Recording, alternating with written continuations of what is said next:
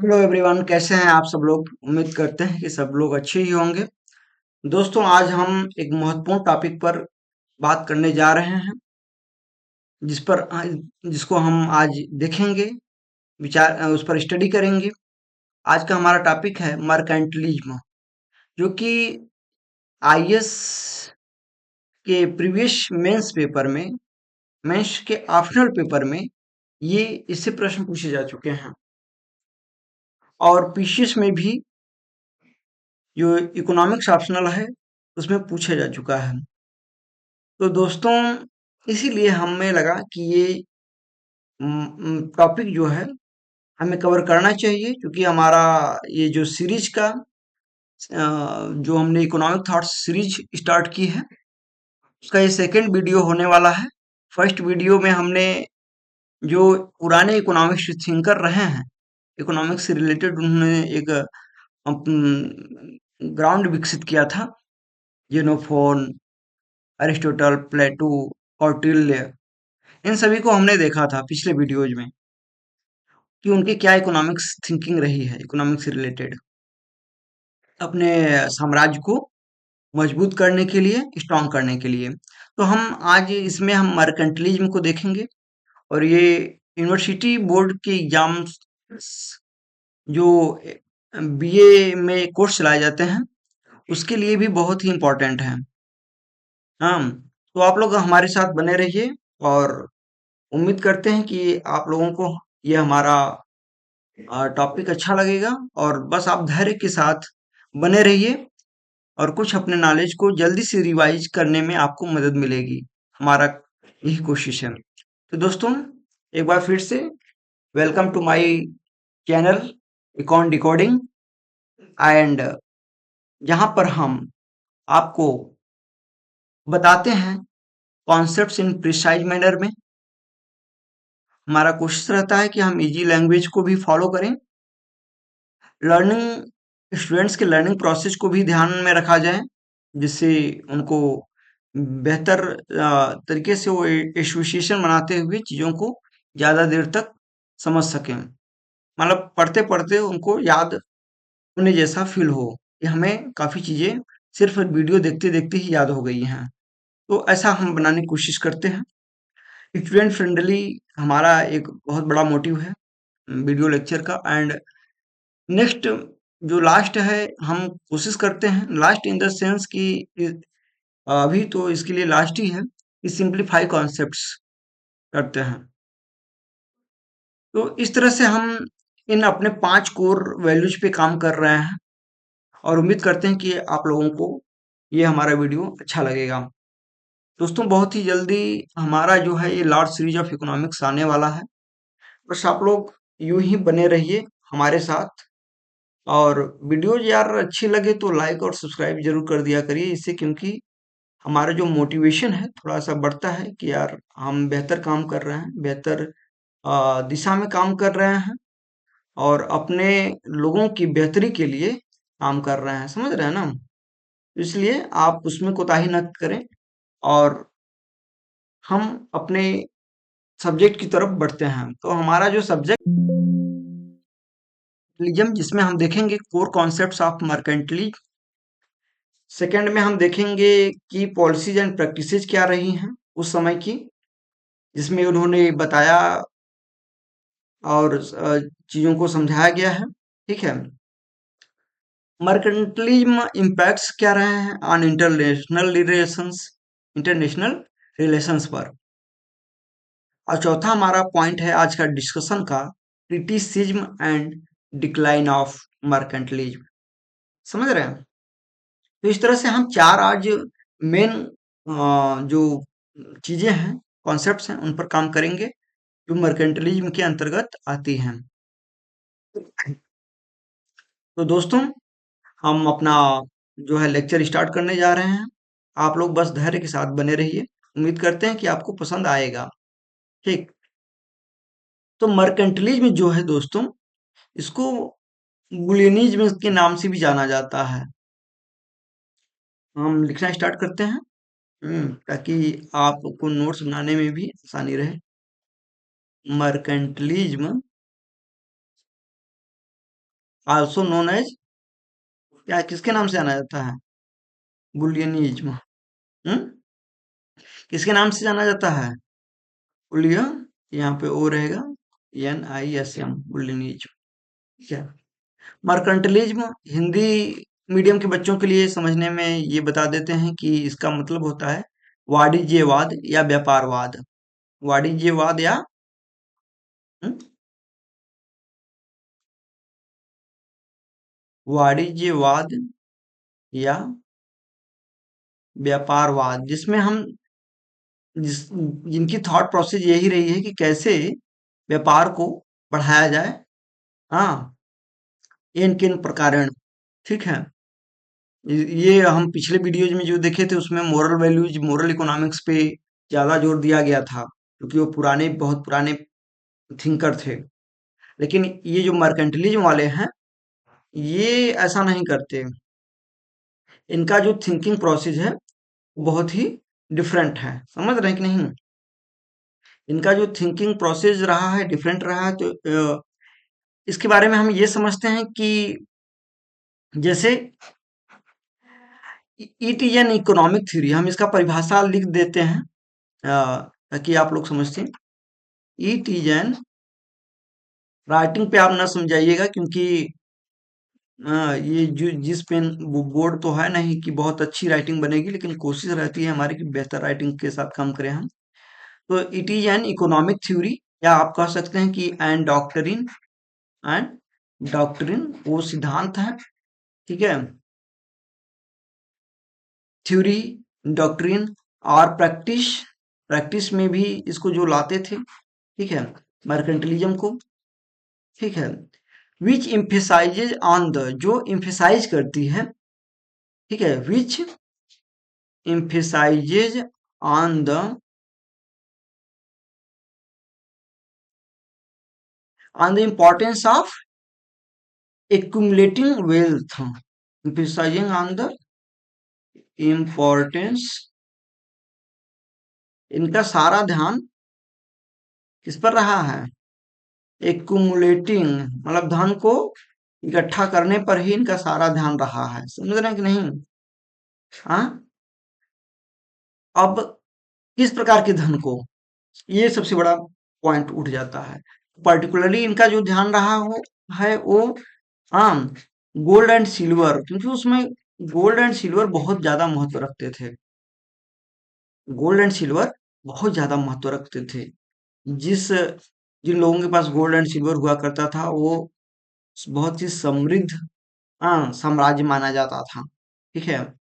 और ये कैसे, चूंकि अब जी मान लीजिए कि जिनके पास तो एबंडेंस मात्रा में गोल्ड एंड सिल्वर होता था उनके लिए कोई दिक्कत नहीं था, बट जिनके पास नहीं था वो क्या करते थे? वो कम, या कम था, कम मात्रा में था, तो वो ज्यादा से ज्यादा एक्सपोर्ट करके, बाई एक्सपोर्ट को इंक्रीज करके, एक्सपोर्ट को क्या करके, इंक्रीज करके, और इंपोर्ट को डिक्रीज करके वो ऐसा करना चाहते थे। ठीक है। तो अपने साम्राज्य में गोल्ड एंड सिल्वर की वृद्धि करना चाहते थे, अपने साम्राज्य को मजबूत बनाना चाहते थे। समझ रहे हैं? By exporting more and importing less. समझ रहे हैं? तो ये है आपका वाणिज्यवाद की, एक तरह से हमने जनरल डिफिनीशन को समझा। ठीक है। नेक्स्ट हम ये समझते हैं कि जो पीरियड ऑफ मर्केंटलिज्म रहा है, ये पीरियड ऑफ, ठीक है, मर्केंटलिज्म रहा है, वो कब से कब रहा है? समझ रहे हैं? वो कब से कब वो पीरियड रहा है? तो जनरली मोटे मोटा हम देखते हैं कि 16th सेंचुरी से टू 18th सेंचुरी तक देखने को मिलता है। समझ रहे हैं? ऐसा देखने को मिलता है।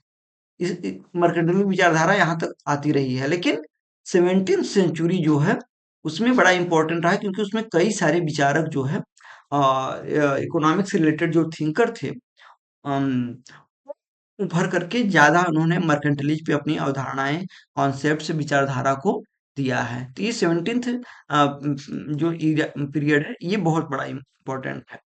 लेकिन पूरा टोटल मिलाएंगे तो 16 टू 18th चलता है ये। ठीक है। तो ये सबसे बड़ा कारण क्या है?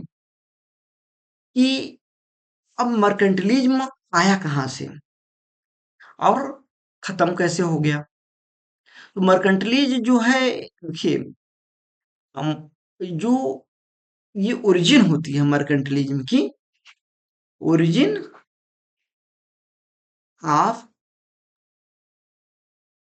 मर्केंटिलिज्म जो होती है, वो स्टार्ट होती है आपका पॉलिटिकली। अगर हम पॉलिटिकली देखेंगे तो इसमें किसका योगदान रहा है, पॉलिटिकली अगर हम देखेंगे तो किन किन चीजों का योगदान रहा है।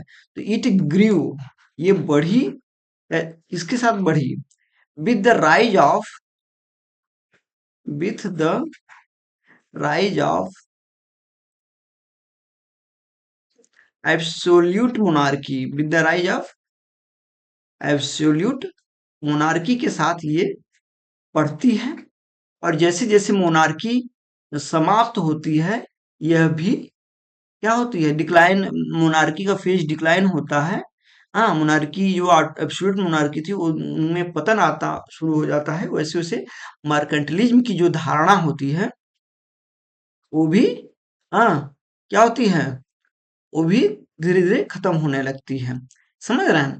तो ये ऑटोनॉमस एब्सोल्यूट मोनार्की से स्टार्ट होती है और उसके डाउनफॉल से ये भी डाउनफॉल हो जाती है। समझ रहे हैं। लेकिन इसका ये तो है पॉलिटिकल एस्पेक्ट। अब हम अगर इन इन इकोनॉमिक एक्सपेक्ट्स में देखना चाहें, इसमें देखना चाहें, इन इन इकोनॉमिक एक्सपेक्ट्स, ठीक है, इन इकोनॉमिक एक्सपेक्ट्स अगर हम देखना चाहें, ठीक है, तो उसका क्या है कि मर्केंटलिज्म अगर इकोनॉमिक एस्पेक्ट में देखेंगे तो कॉमर्स एंड ट्रेड से जो है, जब कॉमर्स धीरे धीरे बढ़ता है, ट्रेड धीरे धीरे बढ़ता है, और कॉमर्स एंड ट्रेड कैसे बढ़ता है उसको हम इकोनॉमिक एक्सपेक्ट्स के बाद जिसमें आता है कल्चरल एक्सपेक्ट्स, ठीक है, उसके थ्रू हम जानेंगे।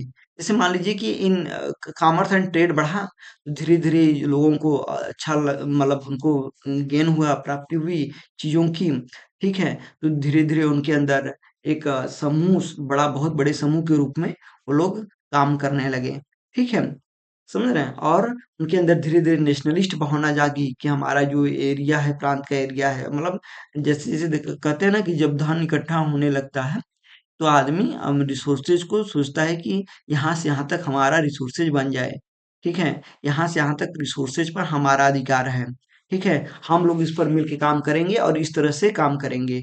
समझ रहे हैं। कॉमर्स एंड ट्रेड के साथ ये इकोनॉमिक एक्सपेक्ट है मर्केंटलिज्म की अवधारणा का, ठीक है। अब मर्केंटाइल आइडियाज अपीयर कहाँ हुए थे, तो कॉमर्स एंड ट्रेड यहाँ से लिख देते हैं कि foreign foreign country, foreign country in the sense कि अपने तटवर्ती जो आसपास के साम्राज्य थे, जो उस टाइम तो साम्राज्य ही बोल सकते हैं, किंगडम्स ही बोल सकते हैं, विथ फॉरेन किंगडम्स, जो बाहरी किंगडम्स थे उनकी तरफ से, या कंट्रीज अगर आप इन द सेंस लेना चाहें इजी समझने के लिए कंट्री समझ सकते हैं। समझ रहे हैं। तो इस तरह से उनका जो कॉमर्स के साथ साथ ये डेवलप्ड हुआ, commerce and developed, commerce and trade के साथ साथ देखिए मर्केंटलिस्ट जो आइडियाज है, मर्केंटलिस्ट जो आइडियाज है अपीयर्ड कहाँ हुआ। सबसे बड़ी बात कि मर्केंटलिस्ट ज्यादातर आपको मर्केंटलिस्ट जो आइडियाज हैं वो कहाँ देखने को मिले, तो आप गेस कर सकते हैं कि मर्केंटलिस्ट आइडिया ज्यादातर यूरोपियन कंट्रीज में, कहाँ पे, यूरोपियन कंट्रीज में। अब यूरोपियन कंट्रीज में क्यों देखने को मिले, ये भी बड़ी बात है, ठीक है। यूरोपियन कंट्रीज में इसलिए देखने को मिले, इस पर हम नेक्स्ट पॉइंट पर चर्चा करेंगे, लेकिन यूरोपियन कंट्रीज में देखने को मिले जैसे जैसे आपका है स्पेन हो गया, ठीक है, फ्रांस हो गया, ठीक है, इटली हो गई, इटली, ठीक है, ब्रिटेन हो गया, ब्रिटेन, ठीक है। तो इन सब जो है देशों में बहुत ज्यादा, मतलब इधर पूरे मर्केंटलिस्ट आइडियाज धीरे धीरे एक दूसरे से, चूंकि सब सटे हुए देश हैं एक दूसरे से। आज के अगर मैप में हम देखें तो और तो पहले भी वही थे, तो एक दूसरे से सटे हुए किंगडम्स बोल सकते हैं कि थे। तो एक एक ने अगर अपना पांव फैलाना शुरू किया और उनके विचारों को, जो होता है ना ये कि एक दूसरे को विचारों को अडॉप्ट करना, तो इसी तरह से ये लोग एक साम्राज्य दूसरे विचारों को अडॉप्ट करता गया, आइडियाज को, और मर्केंटलिस्ट आइडियाज एक बड़े रूप में डेवलप्ड हो गया। समझ रहे हैं? अब देखिए कौन कौन से ऐसे फैक्टर हैं जो हम इसे नॉन इकोनॉमिक फैक्टर्स रहे हैं। तो नॉन इकोनॉमिक नॉन इकोनॉमिक बोल देते हैं, या दोनों को शामिल कर लेते हैं। चलिए हम दोनों को शामिल कर लेते हैं इसी में। ठीक है, इसी में हम सॉरी इसी में हम शामिल करेंगे। एक मिनट, हमारा माउस थोड़ा करिए। फैक्टर रिस्पॉन्सिबल, कौन कौन से फैक्टर रिस्पॉन्सिबल थे, ठीक है, in the in rise of mercantilism in rise of mercantilism में। समझ रहे हैं? तो अब वो ये चीज देखेंगे, तो इसमें पहला जो फैक्टर्स है वो क्या आता है निकल के कि, अच्छा इकोनॉमिक फैक्टर्स में देख लेते हैं पहले। इकोनॉमिक फैक्टर्स में ये होता है कि इन द 15th सेंचुरी जो डोमेस्टिक लिख देते हैं कि इकोनॉमिक फैक्टर्स इकोनॉमिक फैक्टर्स में, ठीक है, होता क्या है कि 15th सेंचुरी के एंड तक, ठीक है, जो है एग्रीकल्चरल इकोनॉमी जो होती थी, एग्रीकल्चरल चरल इकोनॉमी वाज वाज शिफ्टिंग कर रही थी, ठीक है, in exchange economy in exchange economy exchange economy मतलब, समझ रहे हैं? मतलब तुम हमें तो जैसे बायलेटरल ट्रेड होता था, अरे वो कमोडिटी ट्रेड, ठीक है, हम आपको कुछ दिए, आप हमें वो चीज दीजिए, उसके बदले में दूसरी चीज दीजिए। तो एग्रीकल्चरल इकोनॉमी से, और कुछ तो सबसे बड़ी बात, धीरे धीरे लोग नई नई चीजों को थोड़ा सा बनाने लगे थे, कुछ निर्माण करने लगे थे। ठीक है, तो निर्माण कार्य धीरे धीरे इनिशियल स्टेज में था। तो इस तरह से एक्सचेंज इकोनॉमी में कन्वर्ट हो रही थी। Agriculture economy was shifting in exchange economy, ठीक है, धीरे धीरे करके। ठीक है, क्यों? क्योंकि जब सेल्फ सफिशिएंट हो जाता था कोई भी चीज, तो आदमी सेल्फ जब सरप्लस रहेगा कोई भी चीज का उत्पादन, तो आदमी क्या करेगा? बताइए, क्या करेंगे आप लोग? यही करेंगे ना कि सड़ जाए, खराब हो जाए, इससे अच्छा है कि आप दूसरे को बेच करके कुछ जो आपके पास नहीं है वो अमूल्य चीज आप प्राप्त कर लें। ठीक है, तो इस तरह से ये चीज हुआ। अच्छा, तो एक्सचेंज इकोनॉमी हो गया। या तो आप कह सकते हैं कि मैन्युफैक्चरिंग इकोनॉमी में शिफ्ट हो रहा था, या तो कह सकते हैं आप मैन्युफैक्चरिंग इकोनॉमी में शिफ्ट हो रहा था। दूसरे नाम दे दे आप, मैन्युफैक्चरिंग इकोनॉमी, यानी एग्रीकल्चरल इकोनॉमी से मैन्युफैक्चरिंग इकोनॉमी की तरफ शिफ्टिंग हो रही थी। हाँ, तो ये धीरे धीरे मर्केंटलिज्म की विचारधारा को लाने में महत्वपूर्ण रोल अदा करती है। अच्छा, पॉलिटिकल फैक्टर्स में अगर हम देखें, पॉलिटिकल फैक्टर्स में क्या आएगा, उसमें क्या था, बताइए, उसमें क्या चल रहा था? हाँ, फ्यूडलिज्म था क्या? फ्यूडलिज्म चल रहा था पॉलिटिकल फैक्टर्स में। अगर हम देखें तो उस समय का जो पीरियड था वो फ्यूडलिज्म की तरफ था। ठीक है, feudalism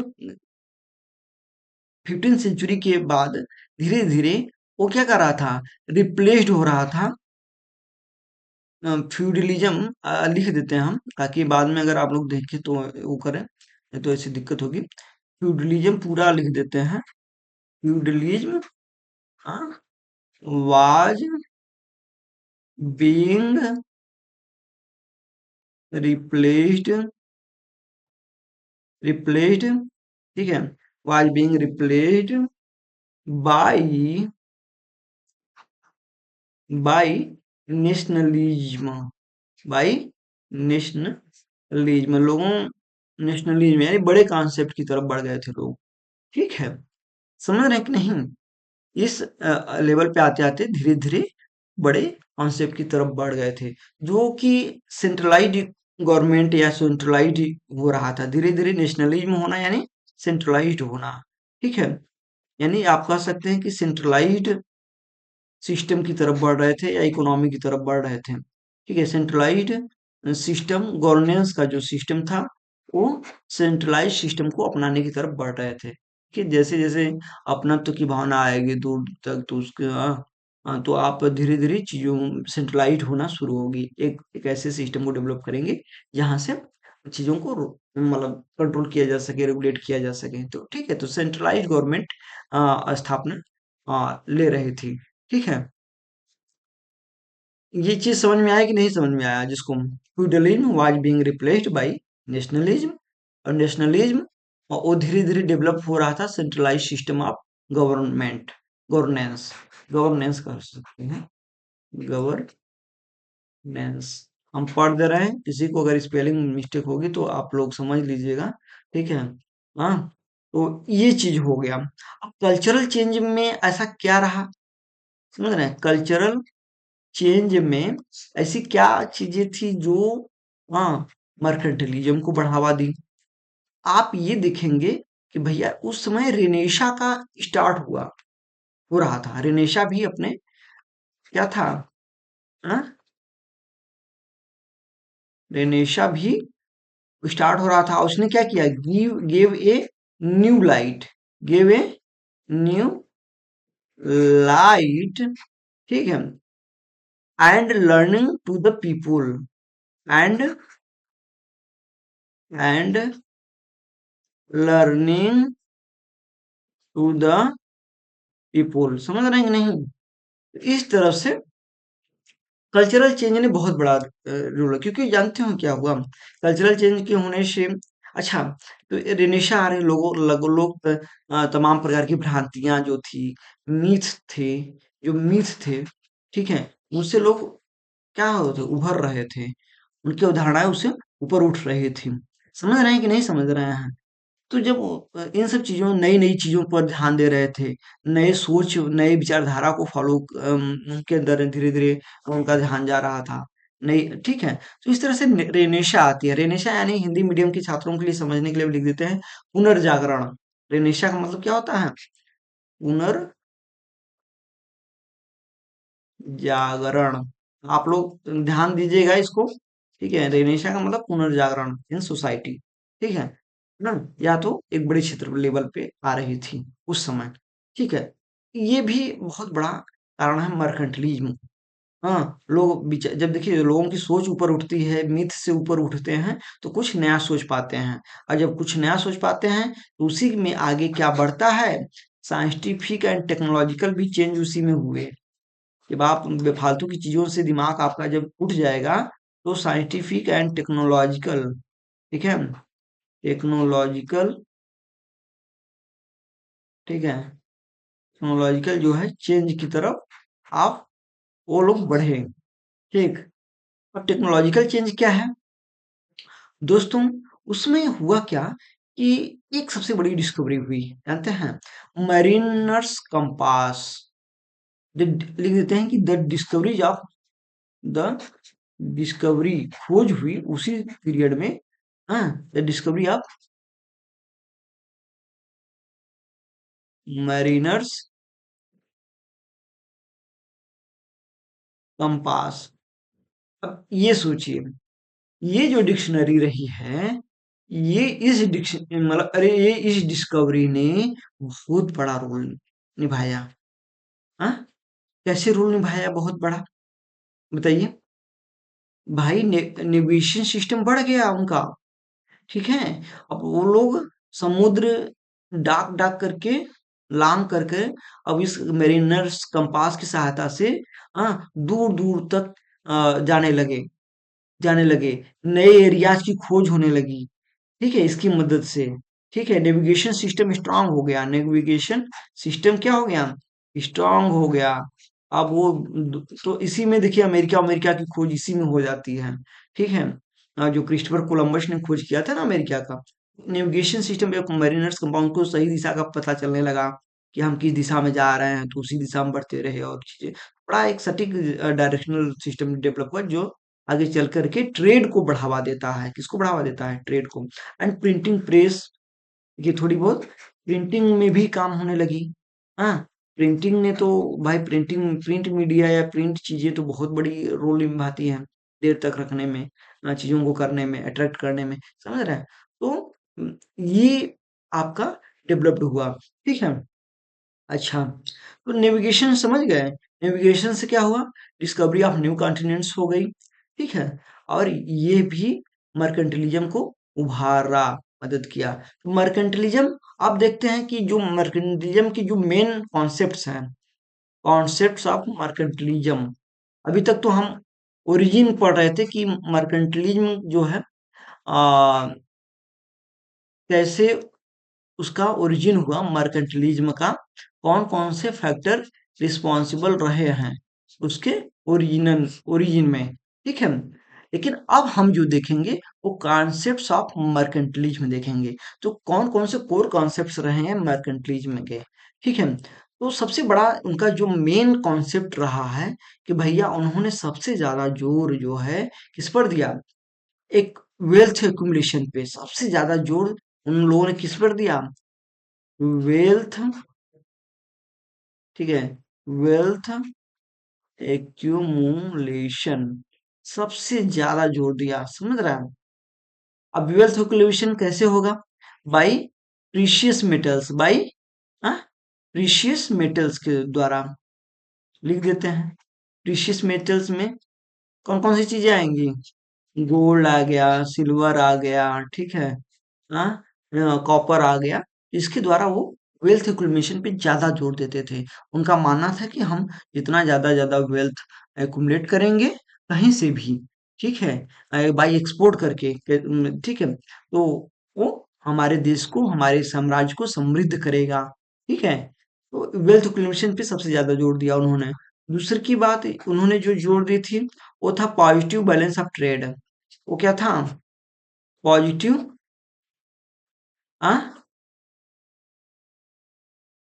positive balance of trade पे। समझ रहे हैं कि नहीं समझ रहे हैं? वो कहते थे कि देखिए भैया चाहे जो हो, लेकिन पॉजिटिव बैलेंस ऑफ ट्रेड होना चाहिए। यानी पॉजिटिव बैलेंस ऑफ ट्रेड कब होगा?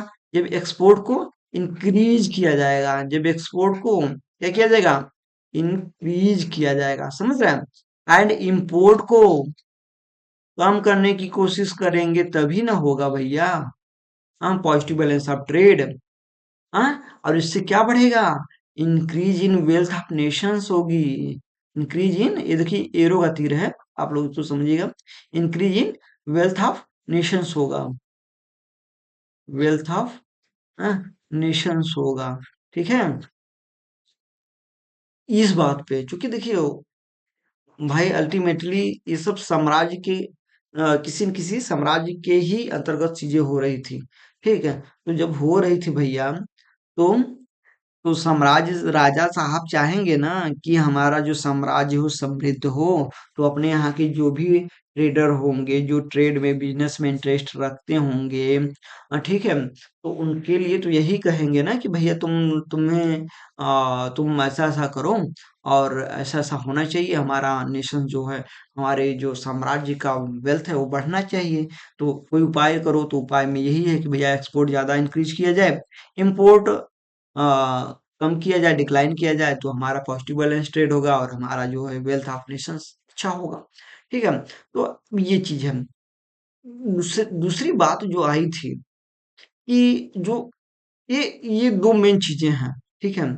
अब देखिए इन लोगों को जब देखते हैं तो तीसरा जो करेक्टरिस्टिक्स है मर्केंटलिज्म का, वो है कि state control of the economy होती थी। क्या होती थी? State control of the economy होती थी। समझ रहे हैं कि नहीं? State control of the economy. अब कैसे? भाई स्टेट ही रेगुलेट करता था इकोनॉमिक एक्टिविटीज को। स्टेट ही क्या करता था? रेगुलेट करता था, रेगुलेटिंग इकोनॉमिक एक्टिविटीज। कोई भी अपने मन से इधर उधर नहीं करेगा, इतनी ज्यादा स्वतंत्रता नहीं थी उस समय। ठीक है, स्टेट ही करेगा। ठीक है, इकोनॉमिक एक्टिविटीज, क्योंकि और लोग तो गरीब ही हुआ करते थे, तो क्या उतना बहुत बड़ा सिस्टम तो डेवलप हुआ नहीं था, तो स्टेट के द्वारा ही ऐसा किया जाता था। और ये स्टेट कैसे करती थी? ये स्टेट करती थी, प्रोटेक्शनिस्ट मेजर को अपनाती थी। ये जो है, किसको अपनाती थी? वो करती थी बाई प्रोटेक्शनिस्ट मेजर्स को अपना करके। प्रोटेक्शनिस्ट मेजर यानी समझते हैं क्या होता है? संरक्षण। ठीक है, संरक्षणवाद नीति। ठीक है, तो प्रोटेक्शनिस्ट मेजर को अपनाती थी, क्या करने के लिए? To support, to support domestic industries. Domestic, to support domestic. ठीक है, डोमेस्टिक इंडस्ट्री, जिसको स्पेलिंग थोड़ी सी दिक्कत होगी वो समझ लेगा। ठीक है, तो टू सपोर्ट डोमेस्टिक इंडस्ट्रीज, ऐसा करके वो state control of the economy होती थी उस समय मर्केंटलीज में। स्टेट ही प्रोटेक्शन देती थी, हाँ, रेगुलेट करती थी। हाँ, किस लिए? ताकि जो डोमेस्टिक इंडस्ट्रीज है वो फल फूल सकें, बढ़ सकें। ठीक है, नहीं करेगी तो आम जनता के, आम लोगों के बैंक वैंक तो उतना डेवलप, सिस्टम डेवलप हुआ नहीं था, तो कैसे होगा बताइए? हम्म, कैसे चीजें डेवलप हो पाएंगी? तो अब हमारा जो नेक्स्ट पॉइंट है, अगर हम ये टू में देखें, तो टू फीचर, दूसरा जो फीचर्स है, पहले फीचर्स में हमने क्या देखा था? पहले फीचर्स में देखा था कि आ, हमें ये तीस, देखिए, जिसमें हम, ये तो कोर कॉन्सेप्ट में आ गए, पहला और दूसरा। ठीक है, और तीसरा जो है, हाँ, ये इसी के पार्ट है, कोर कॉन्सेप्ट का ही पार्ट है। ठीक है, state control of the economy, positive balance of trade, wealth accumulation. ठीक है, अब हम देखेंगे क्या, कि क्या उनकी की पॉलिसीज एंड प्रैक्टिसेज रही हैं, उनकी क्या की पॉलिसीज एंड प्रैक्टिसेज रही हैं। तो लिख देते हैं। दूसरा जो है वो, यहाँ पे ए बी सी डी समझ लीजिएगा इसको। ये मान लीजिए ए का, वन का ए है, ये बी हो गया, इसको बी कर लीजिए, ज्यादा ऐसे नंबरिंग बनाने में अच्छा रहेगा।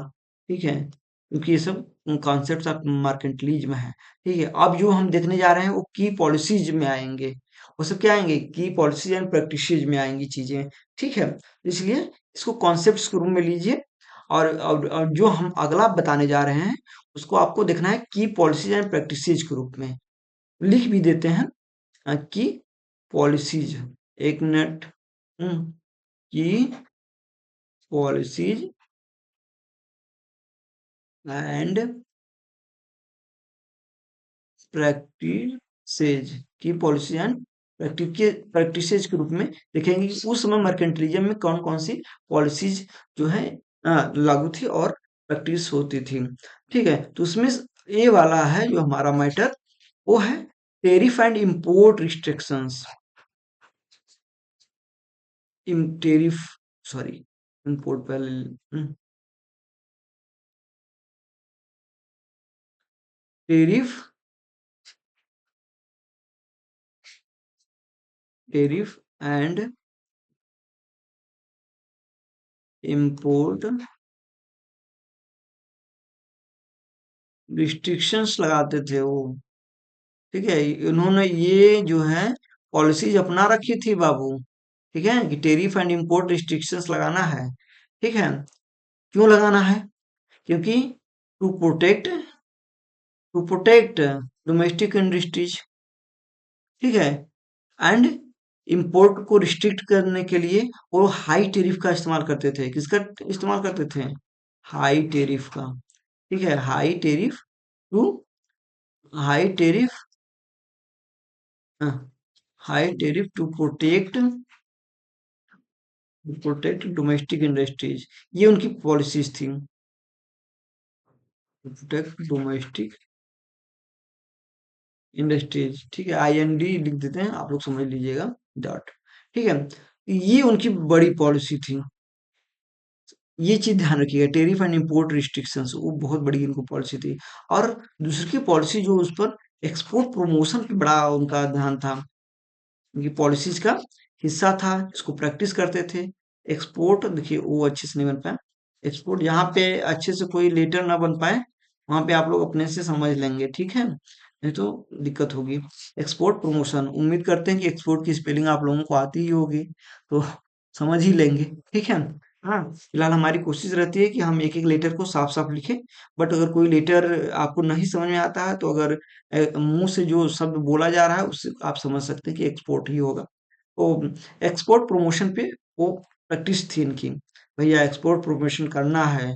और उसके लिए वो सबसे बड़ी चीज क्या करते थे पता है, बाई सब्सिडीज देते थे, बाई सब्सिडीज के द्वारा वो प्रोटेक्ट प्रमोशन करते थे, एंड इंसेंटिव्स भी दे दिया करते थे, ठीक है। कभी कभी इंसेंटिव्स मिलते थे साम्राज्य की तरह से, राजा का काम करोगे तुम्हें इंसेंटिव्स नहीं मिले, हाँ, तो ये भी नहीं था कि ना हो, ठीक है। तो बाई सब्सिडीज एंड इंसेंटिव्स के द्वारा एक्सपोर्ट प्रमोशन, तभी तो यार उनका इतना बढ़िया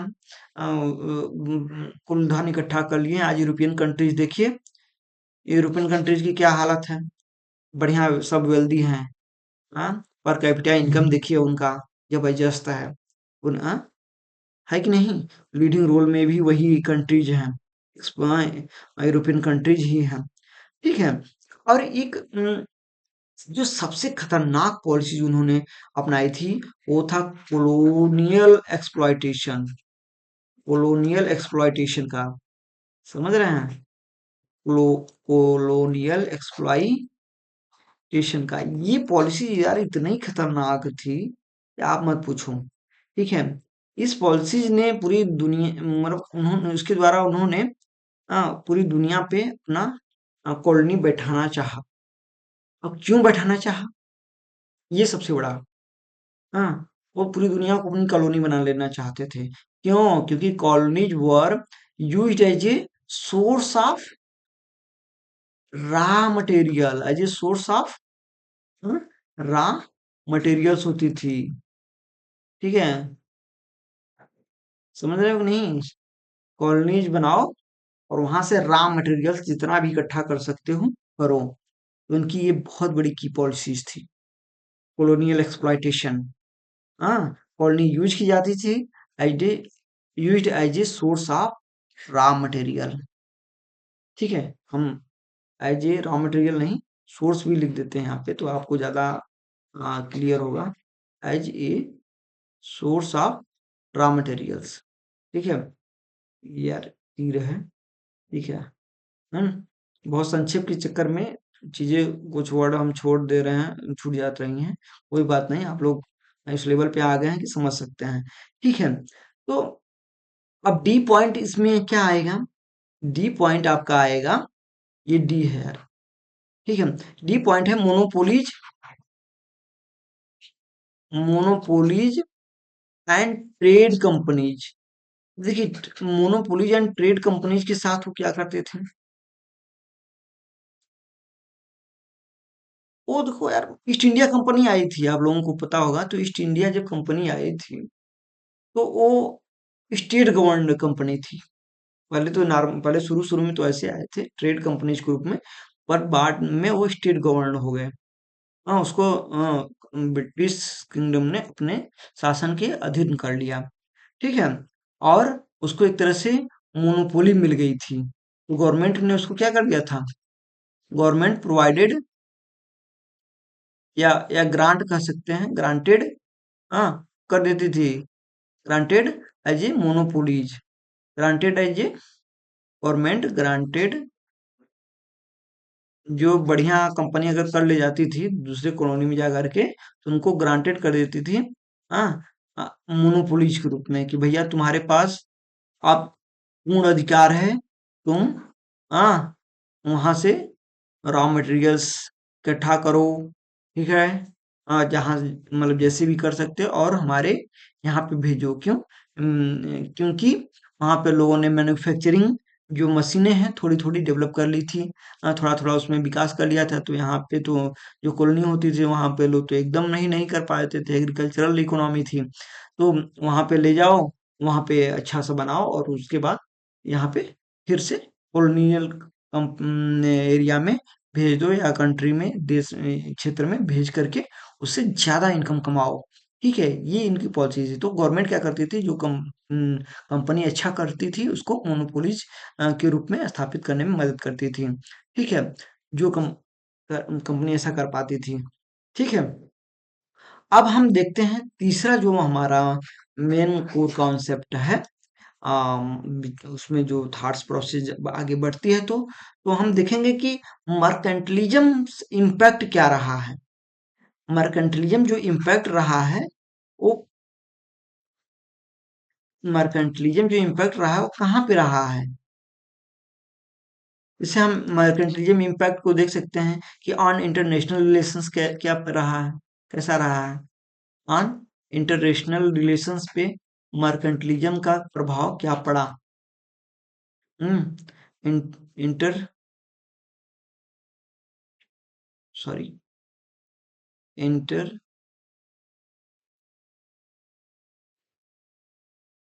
नेशनल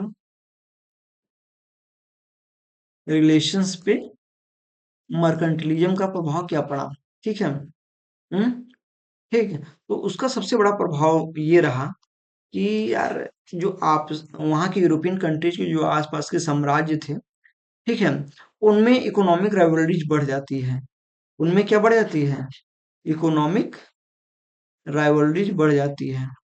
ये चीज आप ध्यान में रखेंगे। राइवलरीज बढ़ जाती है, कॉन्फ्लिक्ट्स नजर आने लगते हैं। ठीक है, ये मर्केंटलिज्म का क्या है, आप कह सकते हैं दोष। जो बुराई थी मर्केंटिलिज्म से, जो उत्पन्न होने वाली बुराई थी वो यही थी कि आसपास के जो साम्राज्य थे उनमें राइवलरी बढ़ जाती थी और कॉन्फ्लिक्ट्स ऐसे बढ़ जाते थे कि कई बार युद्ध की बेहतरीन नौबत स्थिति उत्पन्न हो जाती थी। समझ रहे हैं नहीं, between economic rivalries and conflicts between Nations. क्यों करने के लिए ऐसा होता था भैया, dominance in trade and measures में, तभी तो डोमिनेट करेंगे। हाँ, ऐसा इसीलिए होता था क्योंकि वो सब लोग डोमिनेट करना चाहते थे, डोमिनेंस चाहते थे। किस पर चाहते थे, ऑन रिसोर्सेज। भारत में सब आ गए, इंडिया में। हाँ, कॉलोनी बनाने के लिए पुर्तगाली आए, फ्रांसीसी आए, हैं, डच आए। ठीक है, सब आ गए, लास्ट में ब्रिटिश भी आ जाते हैं अपनी कॉलोनी बनाने के लिए। तो यही सब तो था। तो जब ऐसे में सब आ रहे थे तो कौन, सब अपना अपना एरिया घेर रहे थे तो क्या होगा। हम्म कॉन्फ्लिक्ट्स बढ़ेंगी ही बढ़ेंगी, बढ़ेंगी कि नहीं बढ़ेंगी, राइवलरीज बढ़ेगी ही बढ़ेगी। समझ रहे हैं। तो इस तरह से हम देखते हैं कि मर्केंटिलिज्म जो इम्पैक्ट रहा है वो इकोनॉमिक रिलेशंस, इंटरनेशनल रिलेशंस के लिए बहुत ही गड़बड़ रहा है। अब बी पॉइंट में अगर हम देखना चाहें तो कॉलोनियल जो एक्सपेंशन था वो देखिए कैसा था। एक्सपेंशियल जो था, एक्सपेंशन, ठीक, कॉलोनियल जो एक्सपेंशन था वो ये था कि भैया तो तो कंट्रोल करना चाहते थे ट्रेड रूट्स पे, टू कंट्रोल ट्रेड रूट्स। ठीक है, और कंट्रोल ट्रेड रूट्स पे कंट्रोल करके रिसोर्सेज पे का, अगर ट्रेड रूट्स कंट्रोल हुए तो रिसोर्सेज उनके कंट्रोल में गई। तो colonial expansion impact of international relations में यही देखते हैं कि इकोनॉमिक राइवलरीज एंड कॉन्फ्लिक्ट्स बढ़ती है। कॉलोनियल एक्सपेंशंस और ज्यादा विस्तार लेता है। तो और क्या क्यों विस्तार लेता है, क्योंकि ट्रेड रूट्स एंड रिसोर्सेज पे हाँ प्रभाव पड़ता है। ठीक है, और नेक्स्ट अगर हम देखें तो बी पॉइंट तक ही हमें लगता है कि दो ही इसमें महत्वपूर्ण है। कि पहला कि जो मर्केंटली इम्पैक्ट रहा है इंटरनेशनल रिलेशंस पे वो यही रहा है, इकोनॉमिक राइवलरीज एंड कॉन्फ्लिक्ट्स बढ़ा देती है। एंड कॉलोनियल एक्सपेंशंस को भी बढ़ाती है, ठीक है, इन इंटर रिलेशनल रिलेशंस में, जिससे दिक्कत होती है, हाँ, और चीजों को प्राप्त करने में और अच्छे से कवर करने में, ठीक है। अब हम जो देखेंगे, हमारा जो नेक्स्ट पॉइंट होगा, वो हम क्रिटिसिज्म को देखेंगे कि कुछ जो इकोनॉमिस्ट रहे हैं, उन्होंने यही सब चीजों को देख करके उन्होंने क्या किया है, क्रिटिसाइज किया है। क्या किया है? क्रिटिसाइज, क्रिटिसाइज किया है उन्होंने, ठीक है। एंड इसमें एक पॉइंट और हम देखेंगे कि डिक्लाइन ऑफ मर्केंटलिज्म कैसे हुआ, डिक्लाइन ऑफ मर्केंटिलिज्म कैसे हुआ, ठीक है। तो अब देखेंगे क्रिटिसाइज कैसे, किन किन क्यों होता है, मर्केंटलिज्म का जो क्रिटिसिज्म होता है वो क्यों होता है, किन, for क्या वैसी वजह थी। हाँ, वजह ये थी कि इनफिशियंसी क्रिएट होने लगती है धीरे धीरे अन्य सेक्टर्स में, अन्य सेक्टर्स में क्या क्रिएट होने लगती है, इनएफिशिएंसी। और सबसे बड़ी बात जानते हैं क्या होता है, इकोनॉमिक डिस्टॉर्शंस भी पैदा होने लगते हैं। कुछ इकोनॉमिस्ट कहते हैं कि देखिए, हाँ, ये लोग सिर्फ एक तरफा ध्यान दे रहे थे और अन्य बिजनेस पे और चीजों पे ध्यान नहीं दे रहे थे। समझ रहे हैं कि नहीं? तो क्यों ऐसा होता था? क्योंकि देखिए भाई, ओवर प्रोडक्शन हो जाता है। मान लीजिए जैसे such as over over production कर देते थे एक ही क्षेत्र में, ठीक है। हाँ, और जब ओवर प्रोडक्शन एक ही क्षेत्र में हो जाता था तो दूसरे सेक्टर्स में स्केर्सिटी हो जाती थी, दूसरे सेक्टर्स में क्या हो जाती थी, स्केर्सिटी इन अदर रिसोर्सेज हो जाती थी, या अदर सेक्टर्स कर सकते हैं, अदर सेक्टर्स हो जाती थी। तो इसकी वजह से क्रिटिसाइज किए गए हैं मर्केंटलिज्म को कि नहीं भैया, मर्केंटलिज्म जो है ठीक नहीं है, ठीक है। उसके बहुत सारे है कि मर्केंटलिज्म ने कॉलोनियल जो एक्सप्लॉयटेशन करते थे, इसके लिए वो भी और क्रिटिसाइज किए गए थे, ठीक है। वो लोग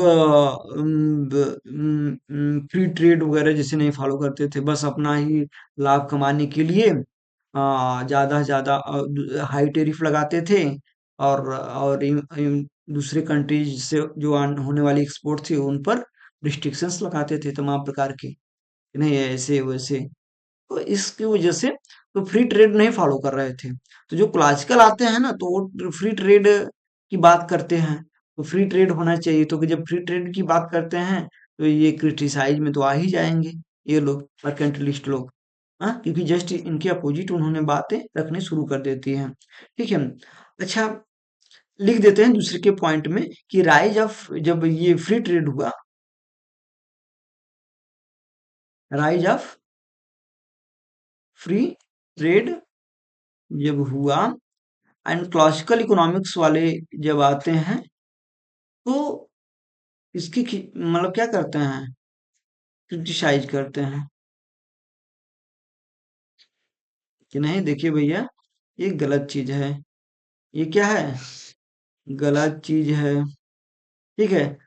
और सबसे पहले क्रिटिसाइज करने वाले में अगर नाम अगर आप लेना चाहें तो एडम स्मिथ जी आ जाते हैं तब तक, ठीक है। मतलब एडम स्मिथ जी ने इसकी क्या किया है, चैलेंज किया, कर दिया इनको कि जो मर्केंटलिस्ट आइडियाज थे वो क्या थे, चैलेंज किया इसको, मर्केंटलिस्ट आइडियाज को, कि वो इनके आइडियाज जो हैं बेहतर आइडियाज नहीं थे, शोषणवादी, दूसरे देशों को शोषण करने वाली नीतियों पर आधारित थे, और इन्होंने फ्री ट्रेड जैसे सिस्टम को फॉलो नहीं किया।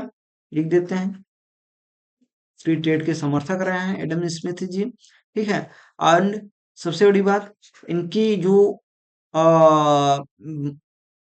मतलब जो इकोनॉमिक सिस्टम थी उसमें गवर्नमेंट का ज्यादा इंटरवेंशन होता था।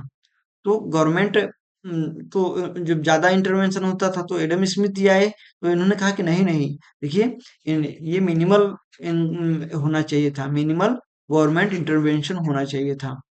मिनिमल गवर्नमेंट इंटर इंटर होना होना चाहिए था। ठीक है, नहीं, लेकिन इन लोगों ने ऐसा नहीं किया। हाँ, इन लोगों ने जो है मतलब बहुत ज्यादा गवर्नमेंट इंटरवेंशन होने की वजह से बहुत ज्यादा, अब जो कि देखिए, ईस्ट इंडिया कंपनी जब व्यापार कर रही थी तो बहुत ज्यादा वो बहुत ज़्यादा प्रॉफ़िट नहीं वो उतना गेन कर पा रही थी। लेकिन जब उसको पूरे साम्राज्य का, ब्रिटिश साम्राज्य का जब सपोर्ट मिल जाता है, तो वो बहुत ज़्यादा शक्तिशाली हो जाती है ईस्ट इंडिया कंपनी। हाँ, तब वो एक्सप्लॉइटेशन ज़्यादा शुरू करती है। क्योंकि देखिए, जिसके हाथ उसके हाथ में पावर आ जाता है, पूरी फ़ोर्स आ जाती है। तो फ़ोर्स जहाँ रहेगी मार करने के लिए, तो एक तो ट्रेडर है, ट्रेडर के साथ-साथ जब उनको ये भी मिल जाए, पूरी फोर्स की, पूरी साम्राज्य की जो हेल्प मिल जाए एक शासक की, तो ऐसे में बहुत ज्यादा एक्सप्लॉइटेशन नीति अपनाने लगते हैं। इसी वजह से मर्केंटलिज्म को क्रिटिसाइज किया गया। और सबसे बड़ी बात ये होती है कि जो डिक्लाइन ऑफ मर्केंटलिज्म है, यहाँ पे हम हमारा जो देखने का नजरिया है वो यही है कि जैसे जैसे एब्सोल्यूट मोनार्की डाउन होती है, खत्म, मतलब उसका डाउनफॉल होता है धीरे धीरे, वैसे वैसे मर्केंटलिज्म जो विचारधारा होती है वो भी धीरे धीरे का भी डाउनफॉल हो जाता है। समझ रहे हैं कि नहीं? और जब पॉलिटिकल फ्रीडम बढ़ती है, पॉलिटिकल क्या बढ़ती है, फ्रीडम बढ़ती है, पॉलिटिकल फ्रीडम के साथ साथ जो इकोनॉमिक फ्रीडम बढ़ती है, इकोनॉमिक फ्री ट्रेड की जो फ्रीडम बढ़ती है अच्छी से, कि फ्री ट्रेड होना चाहिए, नए नए थॉट्स आते हैं। और इस तरह से मर्केंटलिज्म जो है अपना लिज्म जो है अपना अस्तित्व खो देता है। ठीक है, तो आज हमने जो देखा, वो हमारा जो पॉइंट्स था देखने का, वो हमने ये देखा कि मर्केंटलिज्म क्या था। ठीक है, और उसके परिभाषा को देखा हमने, और पीरियड ऑफ कब से कब तक शुरुआत हुआ, 16 टू 18 सेंचुरीज। ठीक है, ये पीरियड रहा है। ओरिजिन देखा कि कौन कौन से ओरिजिन रहे हैं, कारण रहे हैं। मर्केंटलिस्ट आइडियाज कौन कौन से रहे हैं, इसको हमने देखा कि मर्केंटलिस्ट आइडियाज में कहाँ कहाँ मेन डेवलप हुए, तो वो यूरोपियन कंट्री में ज़्यादा डेवलप हुए। कौन कौन से फैक्टर रिस्पॉन्सिबल रहे हैं मर्केंटली आइडियाज को डेवलप करने में, तो इकोनॉमिक फैक्टर्स रहा है। ठीक है, पॉलिटिकल फैक्टर्स रहा है, कल्चरल चेंजेज आई उसी समय, इसीलिए थोड़ा वो भी योगदान देती है मर्केंटलिज्म को डेवलप करने में। साइंटिफिक एंड टेक्नोलॉजिकल चेंज हुए, ठीक है, तो वो भी बड़ा कारण है। जो मेन कॉन्सेप्ट ऑफ मर्केंटलिज्म था वो था, उसको हमने ये देखा कि जो वेल्थ एक्युमुलेशन होता था, वेल्थ एक्युमुलेशन से वो ध्यान देते थे, पॉजिटिव बैलेंस ऑफ ट्रेड की तरफ वो ध्यान देते थे, state control of the economy होती थी। ये तीन ऐसे मेन कॉन्सेप्ट्स हैं मर्केंटलिज्म के, state control of the economy. ठीक है, अब ये देखते हैं कि की पॉलिसीज एंड प्रैक्टिसेज जो उन्होंने क्या अपनाई थी, तो उन्होंने टेरिफ एंड इंपोर्ट रिस्ट्रिक्शंस अपना लिया था। उन्होंने एक्सपोर्ट प्रमोशन की पॉलिसीज अपनाई थी।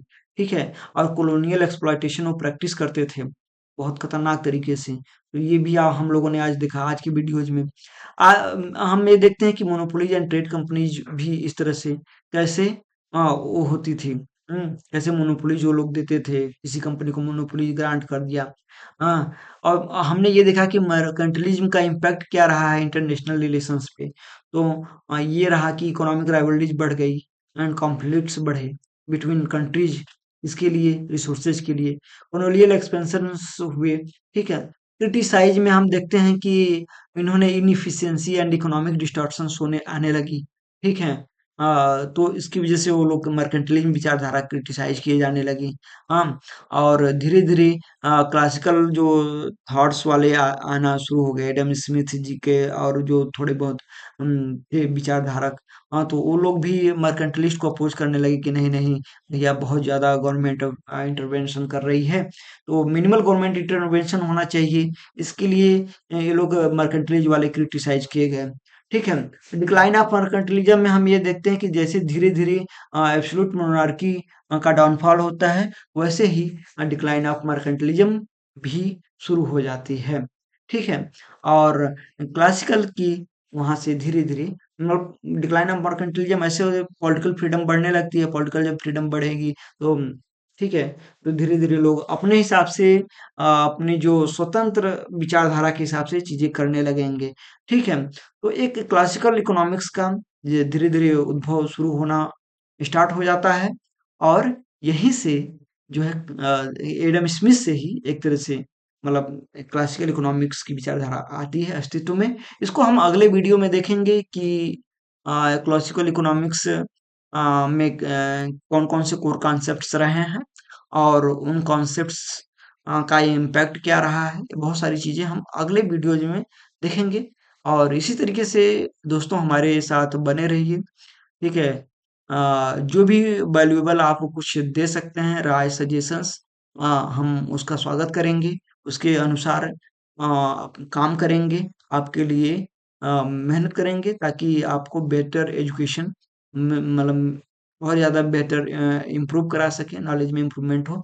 इसी के साथ-साथ वीडियो को बहुत ज़्यादा लंबा ना करते हुए दोस्तों हम आज आपसे अ, विदा लेते हैं आज की इस वीडियो में और उम्मीद करते हैं कि आप सब लोगों को हमारा ये वीडियो पसंद आया होगा। सो दोस्तों अगर आपको थोड़ा भी आपके वैल्यू में आपके नॉलेज में वैल्यू ऐड ऑन हुआ होगा तो please like share and subscribe my channel. तब हम मिलेंगे अगले अपने वीडियो में, तब तक के लिए नमस्कार, बाय बाय।